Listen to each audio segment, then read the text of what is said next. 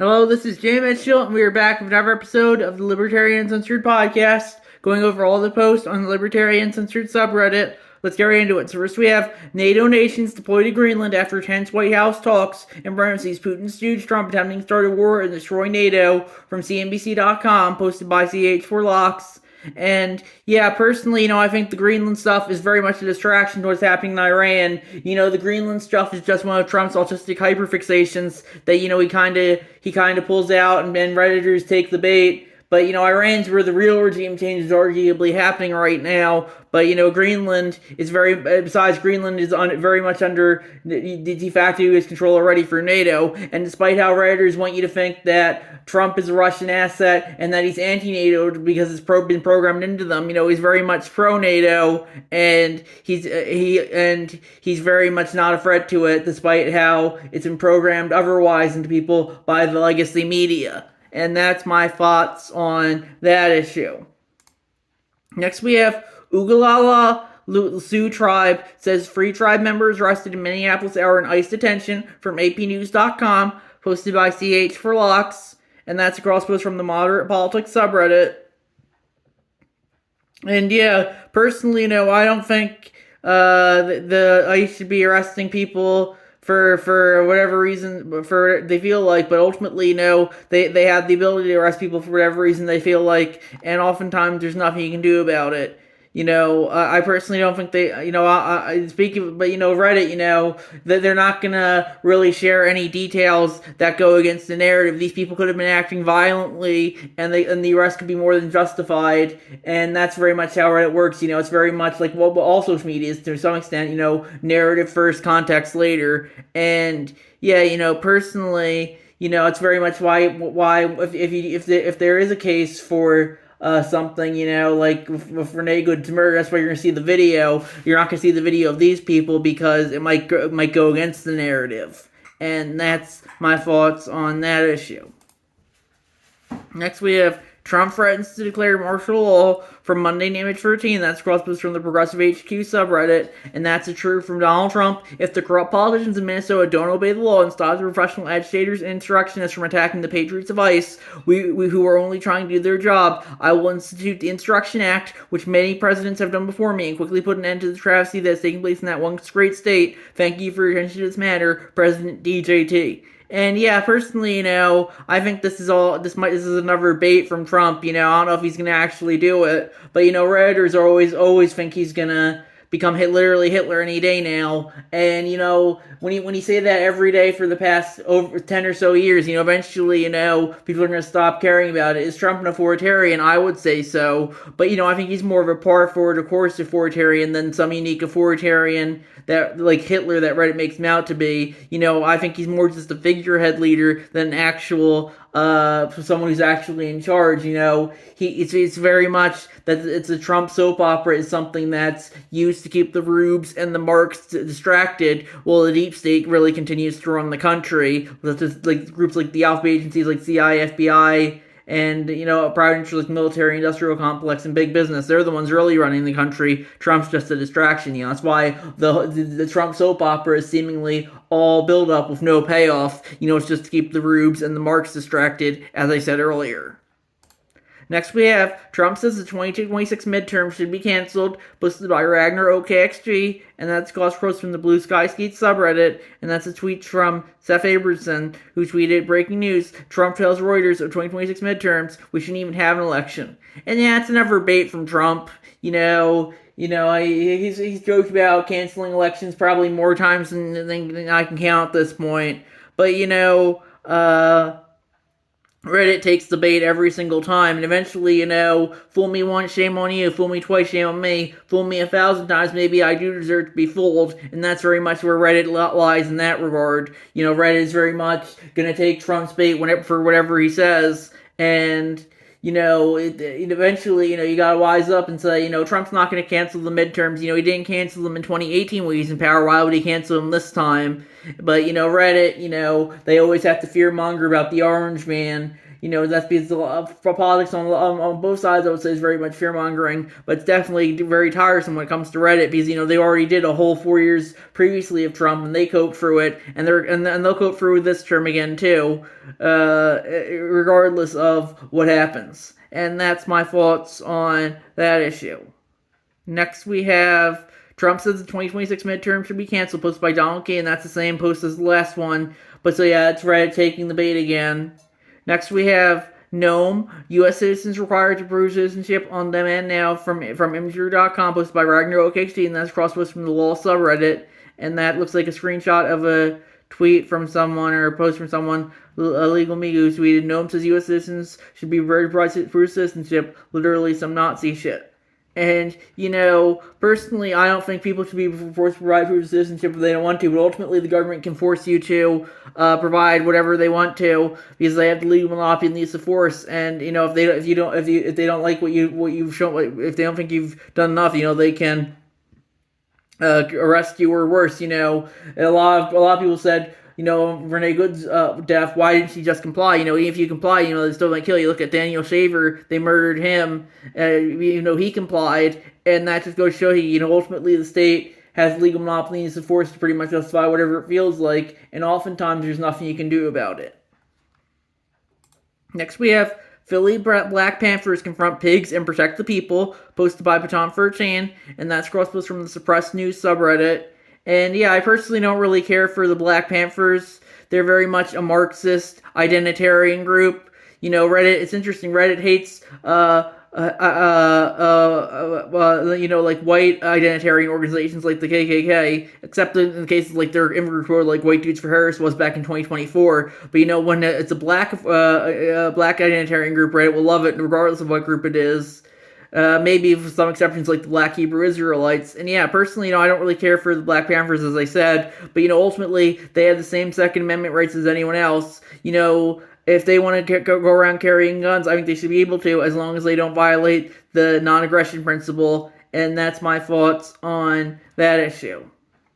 Next, we have boycott the 2026 World Cup for the safety of the players and fans. And in response to U.S. policies that put everyone at risk, game schedules from the USA must be moved or boycotted. From boycottusa2026.org, posted by The Way to Beauty. And yeah, if you want to boycott the World Cup, I think you should be able to. But I think it's interesting how Reddit's making such a stink over this World Cup. Well, the past two were in Russia and Qatar, which are arguably even more authoritarian than the U.S. has ever been. And that's my thoughts on that issue.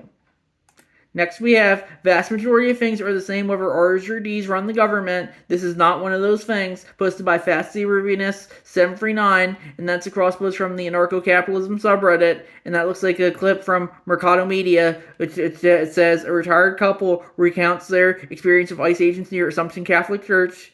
And yeah, personally, I think ICE might not be as emboldened to act as authoritarian if the Democrats were in power. I guess I would agree with that. But ultimately, I think it doesn't really matter. There would be other government agencies that might be still acting as authoritarian, like the ATF or the NSA, but Reddit only cares about ICE since it's outgroup coded. Other government agencies which are more either in-group coded or just not covered at all. Reddit are completely fine with those, but it's only ICE that they don't like because it's associated with Trump and it's anti-immigrant, which are very much in-group coded things than out-group coded things. And that's my thoughts on that issue. Next we have, yeah, how dare they use their First Amendment right to protest, posted by Donald K, and that's cross-post from the Newsom Massacre subreddit, and that's a tweet from Asen who said, Homan, we're going to create a database. Those people that interfere, we're going to make them famous and put their face on TV. We're going to let their employers and their neighbors and the hoods and their schools know who these people are. I bet you a lot of their employers don't even know what they're doing. I guess that's a clip of Fox News of Homan saying that. And yeah, personally, I'm personally against cancel culture and doxing and all that, especially for peaceful First Amendment protests. But you have the argument that not all these protests are peaceful. Look at George Floyd. Some of those protests did turn into riots, and maybe the same will happen here. And it's the left, they say, oh, we shouldn't be canceling and doxing people just for protesting. But they're fine with canceling and doxing people for whatever reasons they feel like. And, ultimately, it's very much, let me play a song in the world's smallest violin. When you've been doing this to people for years, but it gets turned around and used against you, and suddenly you think it's the worst thing ever. I personally don't go around trying to cancel people, but when someone goes around to cancel you after you've justified cancel culture for years, don't come crying to me. It's very much how, oh, they say, oh, we're anti-doxing, but they tried to dox the ICE agent who killed Renee Good as soon as possible, and that just goes to show you, these people have no principles, only teams. It's like how they wanted mask mandated during COVID to stop spread of the virus, but now that ICE agents are murdering them, suddenly masked federal agents are the worst thing ever, and it just goes to show you, no principles, only whatever the narrative is. Next we have silent reminder, remember to read your state's gun laws and get the permits you need if you need a permit, posted by Plasman30, and that's a cross post from the Progressive HQ subreddit, and that's the "Our minorities are harder to oppress" meme. And yeah, personally, I think that's relatively libertarian rhetoric. I still think it's overly collectivist because minorities implies a collective. Well, I would say the libertarian perspective is whereas for the smallest minority, the individual. And yeah, personally, I think, if anyone wants to arm themselves, they should be able to do so. I don't care what their mental health history is. I don't care if they might snap and turn violent. Ultimately, everyone has Second Amendment rights, and that's what shall not be infringed mean, despite what some people might think otherwise. And it's interesting how, a lot of progressives, they're all about taking the guns when the in-group is in power, but suddenly the out-group is in power, and they think the Second Amendment's the most important thing ever. It just goes to show you that, they don't have any consistent beliefs, only whatever the current narrative is, as I said earlier. Next we have, it's as if it was never about freedom, but about who gives the orders, posted by Donald Key, and that's was from the Murder by Word subreddit, and that's a guy, Richard Robinette, who tweeted, remember when being asked where a mask at Costco was tyranny, and that was him, looks like a screenshot of a tweet from Mr. Messinger, who tweeted, carrying papers proving your legal status is not asking for much. And yeah, it just goes to show you how, ultimately, a lot of people on the right will follow whatever their narrative is too, especially when it comes for carrying papers, proving your citizenship status. Ultimately, I think if you're forcing someone to do anything, I think that's kind of, especially if you're a government agent, that's kind of tyrannical. And I would say that's true regardless of whether it's in-group or out-group coded. I don't really care for ICE. And, it's very much the right's version of COVID. They wanted to use immigration to crack down on freedom. And, it's not something I personally care for, I do think, unchecked immigration can cause problems, like, especially when in regards to, destroying stuff like cultural homogeneity and maybe bringing violent crime, but, ultimately that's not an excuse to take away individual freedoms, just like how COVID wasn't an excuse to take away individual freedoms. And that's my thoughts on that issue. Next we have Absolute Corruption, posted by CH for Locks, and that's cross-post from the Progressive HQ subreddit, and that looks like a Instagram video of Representative Becca Blint from Vermont, who says, the president shouldn't be controlling Venezuela's oil money, pretty much. And I'd agree with that. I don't agree with everything for the Progressive HQ subreddit says, but I definitely don't think the president should be directly controlling Venezuela's oil money. But with that being said, ultimately, the government can control whatever it feels like, and oftentimes there's nothing you can do about it, since they had the legal monopoly on the use of force. And ultimately, the president, since a lot of people are going to defer to what he does, because it's very much the cult of the presidency, and, it's very much where power has been centralized, to a lot of extent over the years. It's been taken away from Congress and states and given to the president. But with that being said, I do think the president is first and foremost a distraction from everything else because, as I said earlier, the real power doesn't lie with the president or anyone who's operating in the light. It lies with those who are operating in the shadows like the CIA, FBI, and other deep state agencies. And that's my thoughts on that issue. Next we have School of Renee Good, son targeted by right-wing attacks, posted from SanJournal.com, posted by CH for Locks, and that's cross-posted from the Fuck the Alt-Right subreddit. And yeah, personally, I don't really care for that, but you should, ultimately, if Renee Good was a right-winger and her son's school was targeted by left-wing attacks, Reddit would think it's the greatest thing ever. But, ultimately, that's Reddit for you. It has no values, only whatever the current narrative is, only teams. as they like to say sometimes. Then we have mask off. They're openly calling to balkanize Iran. Israel's Netanyahu dragged the U.S. into another forever war in an attempt to Syrianize the nation, posted by Row Run Row, and that's a headline from the Wall Street Journal. Fractured Iran might not be so bad, but they crossed out fractured, replaced it with balkanized, and then they crossed out not be so bad, but but support imperialism. And yeah, personally, no, I don't agree with a lot of what's on the subreddit, but I definitely agree with this one. Iran is very much, the Iranian government is very much authoritarian and not libertarian. But just because that's true, it doesn't mean that the U.S. should be installing its own puppet government there, just like it does with a lot of other countries. And it just goes to show you that, ultimately, the U.S., if they want to justify installing their own U.S. government, if they want to justify installing their own puppet government in Iran, they should be able, ultimately they have legal modeling force to justify whatever they feel like. But, ultimately, it's not something that I think the people should support, even if the current Iranian government is horrible. That doesn't give the U.S. the right to pretty much turn Iran into another puppet state.